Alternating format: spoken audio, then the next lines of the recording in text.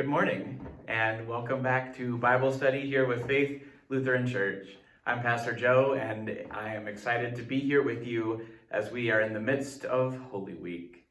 Now, as the clock seems to be showing us above me, it may feel like the world has come to a pause and is not moving forward. The calendar does indeed go forward. It is Holy Week this week, the week that begins with Jesus' entry into Jerusalem and ends with his resurrection on Easter.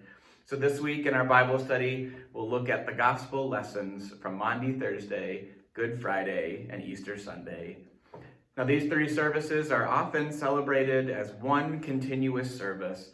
You'll notice in our online services that each Thursday and Friday service ends with silence. That means that it does not actually come to a close, but it just picks up again the next day on Friday, and then picks up again on Easter. One long, continuous service, the great 3 days of Jesus' death and resurrection. Though it may not feel much like Easter this week, I pray that you know that the risen Christ is active and working to heal our world. Before we begin, one final note to remember that the texts as well as questions for discussion and reflection are found in the description of this YouTube video. Feel free to peruse those. Maybe we'll even enable comments this week so you can comment on the video. A note about the Thursday and Friday readings. You'll notice here these gospel readings are longer than will be in our services on Thursday and Friday. I've extended the readings to include a little bit more so you can hear a little more backstory here in the Bible study, but you won't hear the full gospel. You won't hear the full lessons on our services. So at this time, I'd like you to go ahead and pause the video and read John chapter 13. Read the Last Supper of Jesus and his disciples. And as you read this, think about the emotions present in this scene. What is Jesus feeling? What are the disciples feeling? So go ahead and pause and read John 13.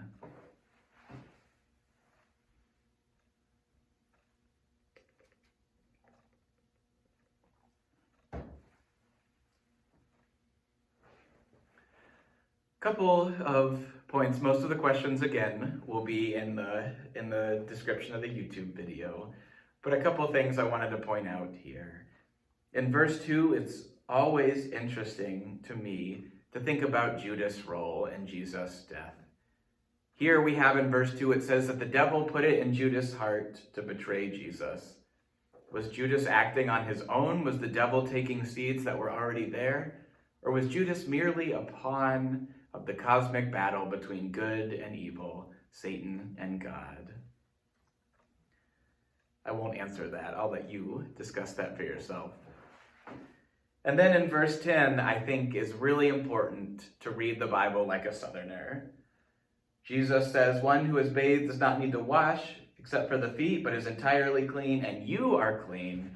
And it's very important to know that the you was not just to Peter, but the you is really a y'all. It's a plural you. Y'all are clean. So much of the Bible, we lose that plurality, that Jesus is speaking to more people than just one. And if the Bible had been written by a Southerner, we'd see lots more y'alls, and we'd know how much more inclusive that would be. One more point. Jesus' last commandment in verse 34. "I give you a new commandment, love one another. Just as I have loved you, you also should love one another." What does that look like? What does that look like for you? What does that look like for y'all? What does that look like for us now as the church? It's easy to think about that while we can gather together. But what does it look like to love one another in the time of quarantine?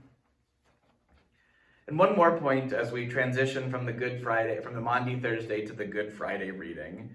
Here in this John chapter 13, just after what I've assigned, if you look at verse 36, Jesus tells Peter he's going to betray him, just as he told Judas he would betray him earlier. Think about these two different predictions that Jesus makes. How do they respond, Judas and Peter? What's different between them? This time, I invite you to go ahead and pause the video again, flip over to John chapter 18 and 19. This is the fullness of the Passion reading. It's a good thing we are online for this because we would not have time to make it through both chapters of John in a regular Bible study session. So go ahead and pause the video and read the Passion according to John in chapters 18 and 19.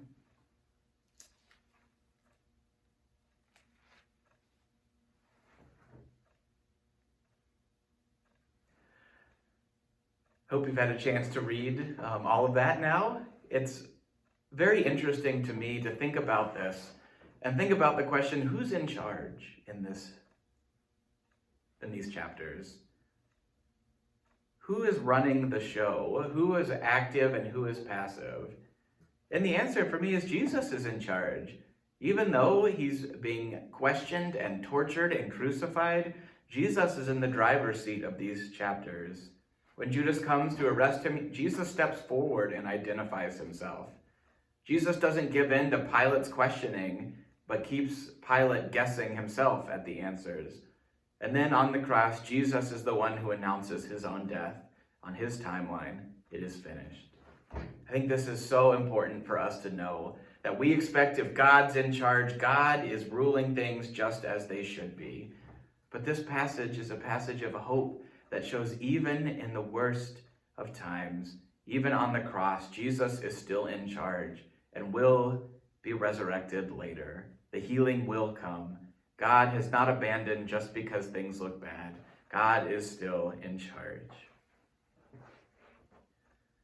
Another interesting note to me here is in the person that the crowds asked to be released other than Jesus. When Pilate says he can't find any fault in Jesus, he asked to release him. And instead of Jesus, the crowds demand Barabbas.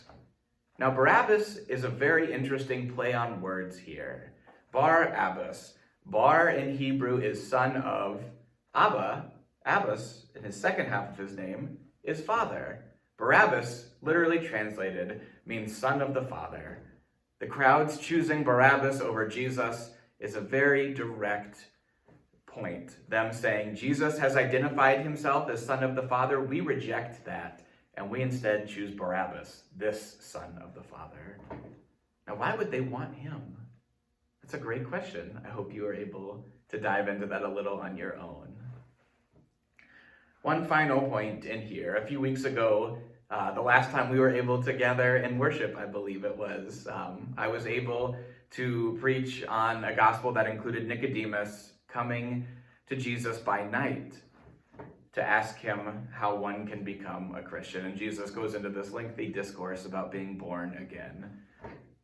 Nicodemus came by night because he was afraid of the reaction of his peers. And here, at the end of the Passion reading, we see Nicodemus no longer afraid, no longer questioning his belief. Nicodemus comes in the daylight to anoint Jesus.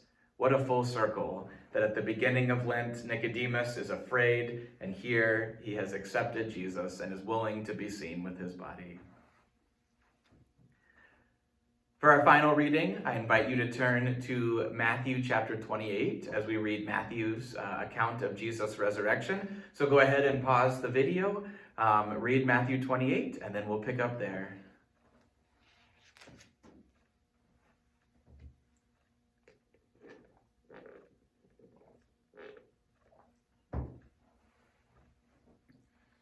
I hope you've had time to read the resurrection story. I'd like to ask, who's first to the tomb? Who is the first to hear? Who is the first to see? And who is the first to proclaim the good news of Jesus' resurrection? It's the women. It's Mary and Mary. So the question for you is, where are the disciples? Again, I'll leave that for you to answer, but what an interesting question for me. Where are they? Why didn't they come? And then look at the responses of those who are present when this angel comes down and there's an earthquake and he's bright like lightning. These big, strong guards, they're as if they're dead. They fainted. They fainted on the spot. And then the women, the faithful women, are surely still frightened, but are able to stand and speak to the angel. And then at the end, why does Jesus not go himself to tell the disciples, to tell others of his resurrection and of the good news that that means? Why does the angel and then Jesus tell the women and then the disciples to go? What does that mean for us today? In a world where we wonder where God is and why God's not acting directly, that instead of going himself, when it's very possible here in Matthew 28, Matthew instead sends the women and then sends the disciples. I think that's a call to us, that we are the church. We are the ones called to share the good news. Jesus has acted. It's there for us to see. We just need to tell others about that. I pray that in this Holy Week, that you are able to see God acting, that you are able to see the empty tomb, that you are able to see God's goodness around us and then go and share that with others. Blessings to you until we can gather again.